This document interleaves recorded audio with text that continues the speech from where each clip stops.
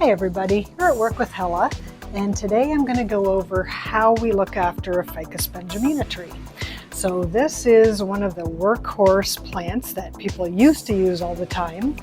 I love them because they bring like a park-like setting into an office because it's literally a tree, and we basically keep it pruned, small, like bonsai'd really, because these can grow to like 50 feet tall in the wild. So anyway, getting back to how we would maintain it, ficus trees do like medium to high light, so that means that it would prefer some natural light or a very high wattage pot light. Those work well too. In this boardroom that we have here, right now it's got some artificial light, but that was on a motion sensor, and when we came in the blinds were closed. So this boardroom was quite dark when we came in, which is unfortunate, but they have, I'm just going to open up the blinds because they are all manual. So if I'll leave this one closed and leave that one open because maybe the client will leave that open and just have the one closed. That would be best. But also when we come, we would give it a quarter turn because as you can see, it is growing towards the window, towards the light. It's getting a little bit unruly. So after I water it, I am going to give it a bit of a prune. With ficus trees as well, one of the first things I want to do, give it a bit of a shake so that it drops any kind of yellow leaves or dead leaves that's accumulated throughout the week. And that being said, ficus, the Benjamina in particular, is very sensitive that if it's too cold, too hot, in a draft, doesn't like its spot, if the light levels drop significantly, if there's fumes in the air from painting, they are sensitive and they will drop their leaves. So it's a bit of a drama queen plant, but once it's established and it's in the spot that it's happy, we're good, we're golden. It grows, it thrives, it does really well. So the other thing we would do is take a look for any pests. Ficus trees are prone to mealybug, scale, sometimes spider mite. But this plant is very clean. I don't see any evidence. If there was evidence of scale or mealybug, you would see like sticky leaves from the honeydew that the bug excretes. And they're not big bugs. People don't even notice when a plant has them. You just see a bit of white on it for mealybug, or the scale is just, a very small bump on the stem or the leaf. But this plant looks good. So I gave it a bit of a turn. I think I'm going to do a bit more because I want to do some of the pruning. I'm going to pick up all the dead leaves that fell or, just throughout the week. So I want to get those up, make it nice and clean. Then I'm going to check for moisture. Now it does look like we just did a soil top up, so there's nice fresh soil on top, but that's also a bit dry. So I have to go down a bit further, and there is a little bit of moisture down here. You can see the color difference. That is what we would call moderately moist. We do want the top surface to get a bit dry in between waterings, depending on the plant. On the ficus tree, we do want it going a little bit dry on top, but you do not want to let the soil go bone dry. It's still got to be moderately moist, so a little bit damp down in the root ball.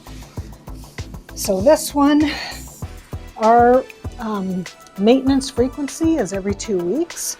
So I am going to give it a good drink because also we're in a boardroom and we are not sure that we're getting in next time. So I'm going to give it like 3/4 of a can. And I've also been told in the past that even if the soil is a bit damp, still give it a little bit, because otherwise the tree starts to think that it's going into the dry season, like in the rainforest, and it will start to shed its leaves. So you don't want to trick it into thinking it's in a dry season. Okay, so now I'm going to go into how to prune a ficus tree.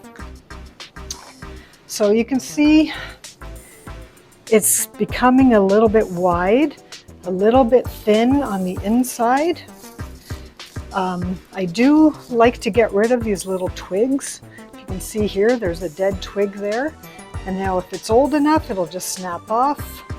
Yeah, that one not quite old enough. So I'm just gonna prune that one off. Sometimes you gotta be careful. You think it's a dead twig, but then you find there's some leaves at the end. So I'm just gonna leave that one. This one is pretty clean of dead twigs. So that's nice. Okay. Then, if you can see in here, this branch is quite long. It's away from the kind of center mass of the tree. So I want to bring it back. Now we could just bring it back to the same level that all these other ones are, which means I would probably cut it here or here. See, there's a little branch coming off here or a branch coming off here. Either of those would be okay, but it doesn't help make the tree bushier on the inside. So I actually want to go a bit further back. Hang on, there's just a dead twig there. You know, if I take this, so sometimes you can step back and kind of imagine if I remove this whole thing, what would the tree look like? And I kind of think that's a bit too bare. So I am going to take it back to this one. And that way, this now hides the cut we just made. So, and it still has a bit of fullness to it. Then we have this one. I'm going to bring it back as well. And be mindful where you cut it. Like if we leave this branch just going to keep growing straight up. So I don't really want that. I might take it back to this one. Let's see what that does. So now that stem kind of hides the cut area. And maybe in the future we can bring it back even further past this one. But right now I don't want to take off too much because we don't want to leave a bare tree. This one I'm just going to cut back a little bit. Hang on, that one's too thin. Let's grab my scissors here.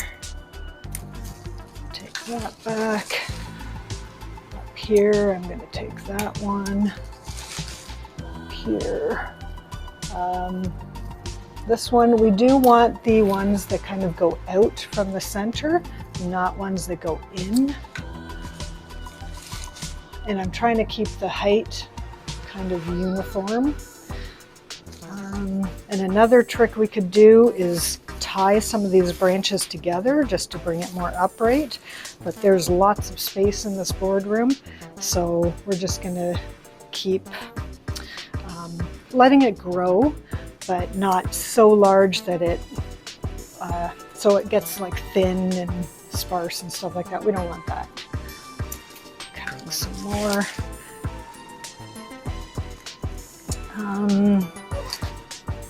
So this tree is gorgeous. It's like nice and full, got new growth coming. So even if you don't want to hem and haw too long about, oh, do I cut it, don't I cut it? Just, you know, take a little bit off and see. You can always take more off, you know, if it's just too wide.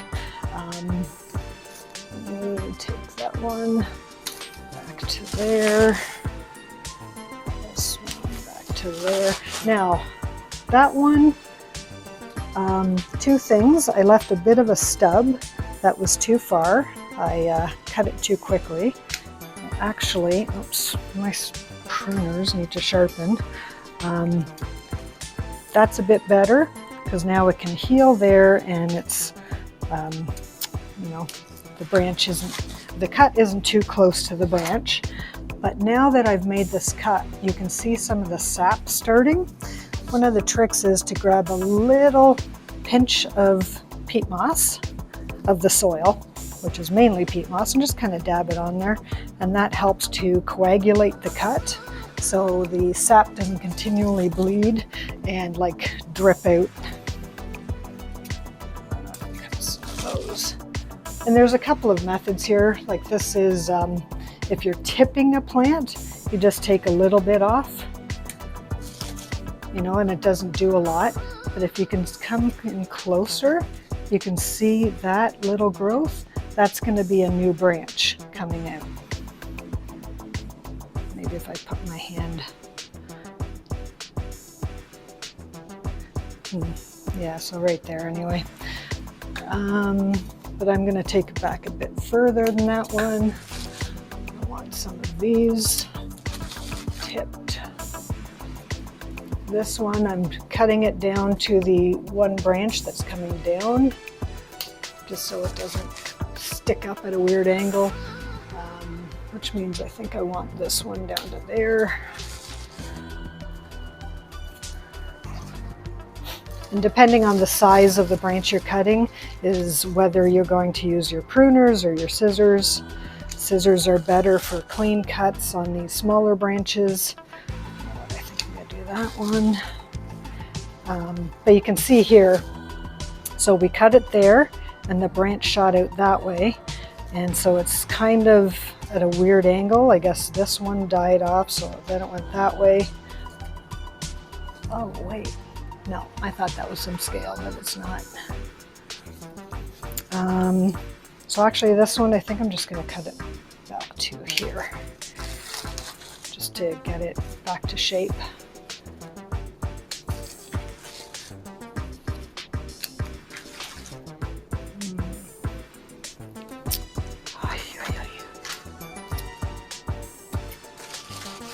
Now you don't want to spend too much time pruning. You can always take more next time, but certainly in the spring we want to, I guess, encourage the tree to start branching out while the sun is good. And in the fall you might have to cut off all the growth that it shot out. It's dead.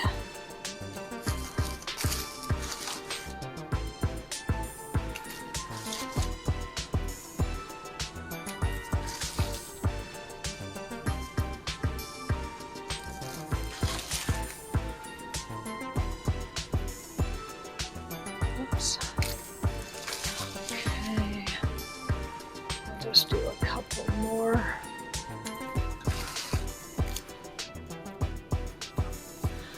Okay, so now that we've turned it, watered it, gave it some prune, you want to make sure that you've got all the leaves that might have fallen. You want to make sure that the moss is nicely fresh and fluffed. And I think I've lost my cloth.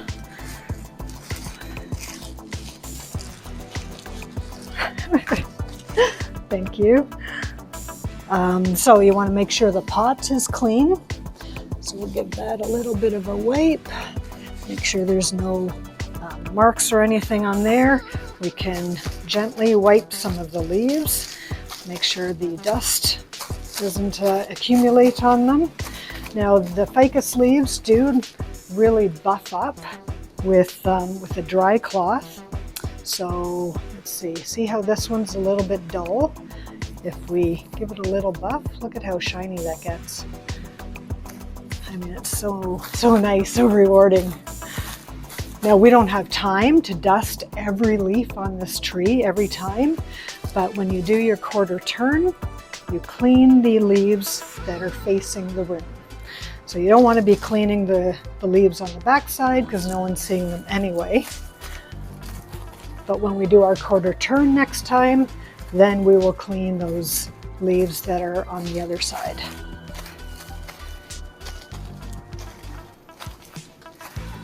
Okay. So I think that is done. I'm just going to finish tidying up any debris. All right. So that will be a beautiful plant, and next time we can give it a quarter turn, prune off a little bit more of the longer branches, and it's going to be thriving. It's going to be amazing. So have a green day.